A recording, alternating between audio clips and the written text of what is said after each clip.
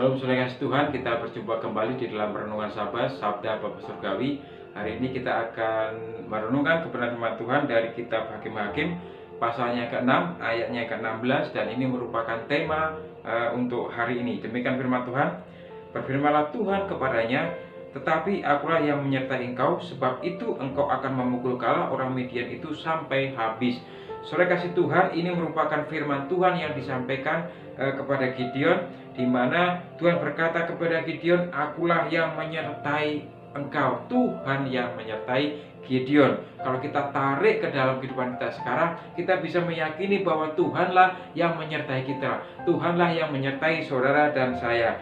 Saudara kasih Tuhan, kalau kita bisa melihat kitab Hakim-Hakim pasal 6 sampai dengan pasalnya ke-8, ini merupakan kisah kepemimpinan Gideon, di mana Gideon dipilih Tuhan, diangkat oleh Tuhan untuk menjadi hakim atas bangsa Israel. Dan persoalan yang dialami bangsa Israel kita bisa melihat pasal 6 ayat 1 sampai dengan yang ke-6, di mana ayat 3 dikatakan, setiap kali orang Israel selesai menabur, datang orang Midian, orang Amalek, dan orang-orang dari sebelah timur, lalu maju mendatangi mereka. Berkemahlah orang-orang itu di dekat mereka dan memusnahkan hasil tanah itu sampai ke dekat Gaza, dan tidak meninggalkan bahan makanan apapun di Israel, juga domba atau lembu atau keledai pun tidak. Ini masalah yang dialami oleh bangsa Israel, di mana setiap kali mereka menabur, bangsa orang Amalek dan orang Midian datang menghancurkan mereka. Saudara kasih Tuhan, sebab itu ayat 6 mereka berkata, lalu berserulah mereka kepada Tuhan. Yang dampak dari perbuatan mereka ini dan dampak dari perbuatan orang Amalek dan orang Midian, ayat 6 dikatakan, sehingga orang Israel menjadi sangat melarat oleh perbuatan orang Midian itu. Lalu berserulah orang Israel kepada Tuhan. Ini jelas sekali bahwa setiap kali bangsa Israel ini memberontak kepada Tuhan, Tuhan menghukum mereka, mendatangkan persoalan bagi mereka. Dampak dari ketidaktaatan mereka adalah persoalan yang dialami mereka, ya, tekanan yang dialami oleh mereka. Saudara kasih Tuhan, ayat 7 sampai dengan ayat 10 ini merupakan jawaban Tuhan atas bangsa Israel, di mana Tuhan mengutus seorang nabi untuk menyampaikan pesannya, yaitu bahwa Tuhan akan melepaskan mereka dari tangan orang Midian. Dan ayat 11 sampai dengan ayat 16 ini menunjukkan bahwa Tuhan memilih Gideon untuk melepaskan bangsa Israel dari tangan orang Midian. Saudara kasih Tuhan, mengapa Tuhan memilih Gideon? Ini jelas hak prerogatif Allah, di mana Tuhan tahu ada potensi dalam Gideon, dan Tuhan juga tahu setiap potensi yang ada di dalam setiap kehidupan orang percaya. Oleh sebab itu sekali Tuhan, ya, Gideon, meskipun Tuhan memilih Gideon, tetapi Gideon mengalami suatu krisis percaya diri ketika hendak mengangkatnya sebagai hakim. Dan ketika malaikat Tuhan menyebutnya sebagai pahlawan, seperti di ayat yang ke-12 tadi dikatakan, malaikat Tuhan menampakkan diri kepadanya dan berfirman kepadanya, demikian Tuhan menyertai engkau, ya pahlawan yang gagah perkasa. Saudara kasih Tuhan, Gideon disebut seorang pahlawan yang gagah perkasa.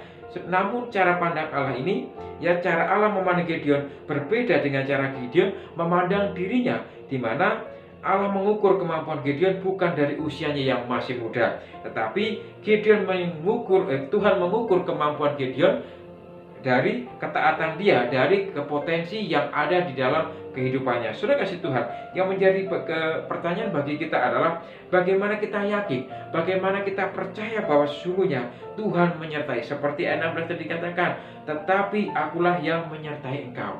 Saudara kasih Tuhan, yang pertama ada di ayat 12 sampai yang ke-22. Kita bisa melihat di situ, nanti kita bisa membaca di mana Gideon, ya, sedang membangun komunikasi dengan Tuhan. Ketika Tuhan menyebut bahwa Gideon ini seorang pahlawan yang gagah perkasa, karena Gideon mengalami krisis percaya diri, Gideon terus membangun komunikasi dengan Tuhan.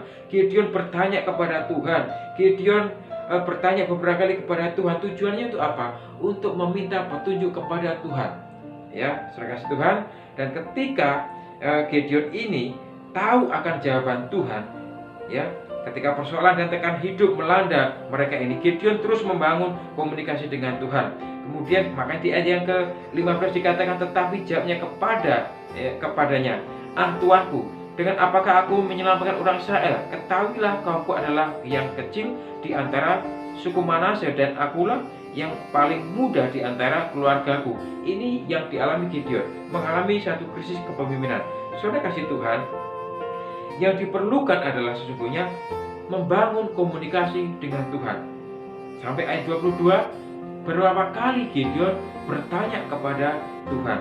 Saudara kasih Tuhan, dan di ayat 36 dan 40 sampai dengan yang ke-40, ini merupakan jawaban Tuhan atas pertanyaan Gideon, atas doa Gideon, di mana Gideon meminta petunjuk Tuhan. Yang pertama, langkah yang harus kita lakukan kalau kita benar-benar yakin bahwa Tuhan itu menyertai, yang pertama adalah teruslah membangun komunikasi dengan Tuhan. Yang kedua, saudara kasih Tuhan, ada di ayat 23 dikatakan, tetapi berfirmanlah Tuhan kepadanya, selamatlah engkau, janganlah takut, engkau tidak akan mati. Kemudian ayat 24, lalu Gideon mendirikan mezbah di sana bagi Tuhan, namanya Tuhan itu adalah keselamatan. Mezbah itu masih ada sampai sekarang di Ofra, kota orang Abisai. Saudara kasih Tuhan, oleh sebab itu ketika Tuhan menjawab Gideon, apa yang menjadi pertanyaan Gideon, Tuhan berkata, jangan takut. Ya, di ayat 23 tadi dikatakan, jangan takut. Saudara kasih Tuhan, yang kedua ini berarti ketika Tuhan memakai kita, memanggil saudara dan saya, jangan takut menghadapi setiap apa yang akan kita hadapi. Oleh sebab itu, saudara Tuhan, setelah Tuhan memberikan tanda, yaitu kita bisa melihat di mana daging dan roti yang dihidangkan Gideon semuanya terbakar. Ya, jika itu semua sudah terjadi, berarti tidak boleh takut. Saudara kasih Tuhan, ketakutan seringkali menjadi kendala di dalam kita untuk maju melangkah bersama-sama dengan Tuhan. Ketakutan seringkali menjadi keraguan kita apakah Tuhan benar-benar menyertai atau tidak. Oleh sebab itu, saudara Tuhan, yang kedua ini jangan takut untuk melangkah bersama dengan Tuhan. Tetapi teruslah bangun komunikasi dengan Tuhan, minta petunjuk Tuhan. Yang kedua, jangan takut untuk melangkah bersama dengan Tuhan. Yang ketiga, saudara kasih Tuhan, di ayat 25 sampai 27 dikatakan, pada malam itu juga Tuhan berfirman kepadanya, ambillah seekor lembu jantan kepada kepunyaan ayahmu, yakni lembu jantan yang kedua berumur 70 tahun. Runtuhkanlah mezbah Baal kepunyaan ayahmu dan tebanglah tiang berhala yang di dekatnya. Kemudian di ayat yang 27 dikatakan, kemudian Gideon membawa 10 orang hambanya, diperbuatnyalah seperti yang difirmankan Tuhan kepadanya. Saudara kasih Tuhan, yang langkah yang ketiga ini adalah sesungguhnya ada ketaatan. Gideon melakukan apa yang menjadi perintah Tuhan, di mana Tuhan menyuruh Gideon untuk menghancurkan tiang-tiang berhala, menghancurkan mezbah Baal kepunyaan ayahnya itu. Rupanya ayah Gideon ini ya tidak menjadi teladan yang baik. Orang tua Gideon ini tidak menjadi teladan yang baik. Justru dia membangun mezbah Baal, bahkan mendirikan tiang berhala di dekat rumahnya. Oleh sebab itu Tuhan ingin bahwa itu harus dihancurkan semuanya. Oleh sebab itu, saudara Tuhan, langkah yang ketiga ini harus ada satu ketaatan. Ya, saya melihat Gideon taat melakukannya. Ayat 27 dikatakan, dan diperbuatnyalah seperti yang difirmankan Tuhan kepadanya.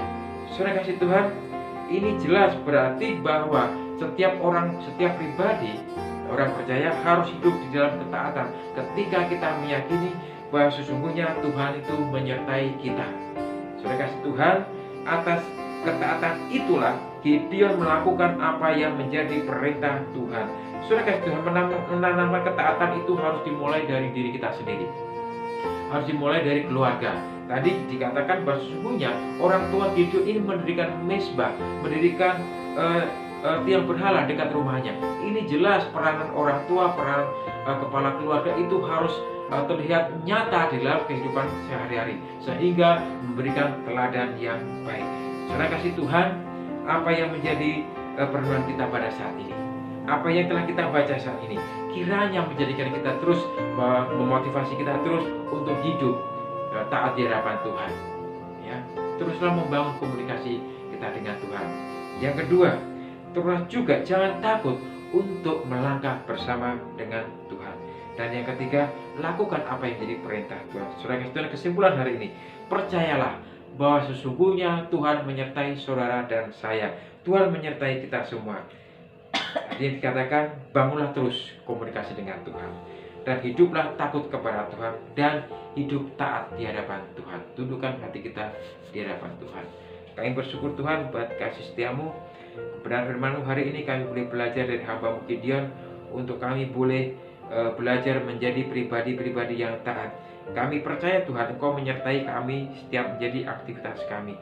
Oleh sebab itu Tuhan, teguhkan iman percaya kami ini agar senantiasa kami terus hidup berpengharapan kepada Tuhan, karena kami percaya penyertaan-Mu ya dan amin. Dalam Yesus kami menyusul berdoa. Amin. Salam saudara kasih Tuhan. Kiranya kepada firman Tuhan ini memberkati kita semua. Selamat beraktivitas. Tuhan memberkati. Amin. Shalom saudara yang diberkati Tuhan. Alhamdulillah Bapak Ibu semua diberkati dengan kebenaran Tuhan melalui program Jabas. Bapak Ibu bisa like, subscribe maupun komen, dan juga bisa di share kepada saudara kita seiman